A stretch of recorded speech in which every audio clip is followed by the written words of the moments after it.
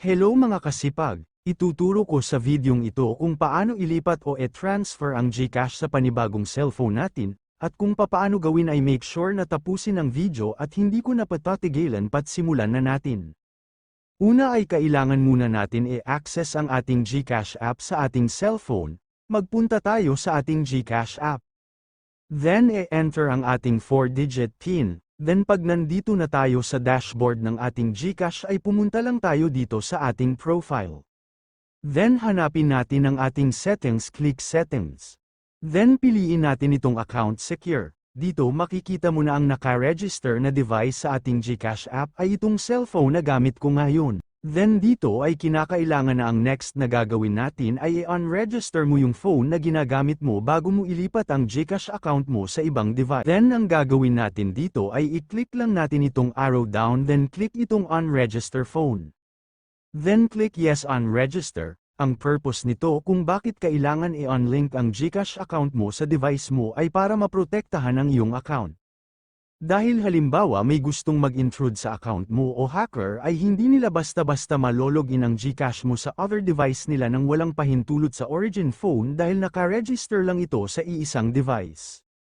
At para ilipat ang GCash account natin sa ibang device ay kinakailangan natin itong i-unregister dito sa ating cellphone dahil sa pag-unregister ay may ilang verification na kinakailangan tulad nitong take selfie to verify your identity. Then antayin lang natin mag-process at lumabas itong you have unregistered this phone. Then kapag successfully na unregister ang iyong account sa iyong device ay pwede mo na itong i-login sa ibang cellphone or ibang device. Then huwag kakalimutan yung SIM na ginagamit mo for GCash ay pwede mo na rin ilipat. Then pagbukas mo ng GCash app ay kinakailangan nyo na i-enter yung number natin sa GCash na galing sa naunang phone natin then antayin lang natin na mag-send ng text ng verification code si GCash sa ating message. At once na nilagin mo na ito sa ibang device ay magre-required pa rin ito na i-register mo yung device na bago mong gagamitin for protection purposes ng ating GCash account kaya i-click lang natin itong yes register this phone.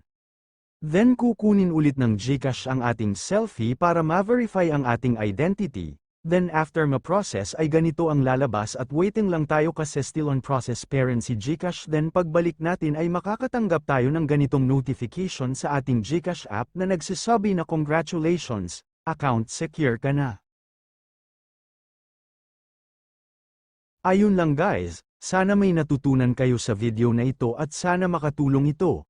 At kung nagustuhan nyo pa like and share na lang po at kung hindi pa kayo nakasubscribe ay pa-subscribe naman po sa ating YouTube channel na Kuya Chris TV at pati na rin po ang Kasipag Vlog channel. Kung meron pa kayong mga tanong at gusto ng kasagutan, mag-comment lamang po tayo sa comment section sa baba at i-try po natin gawan ng content yan. Maraming salamat po sa panunood.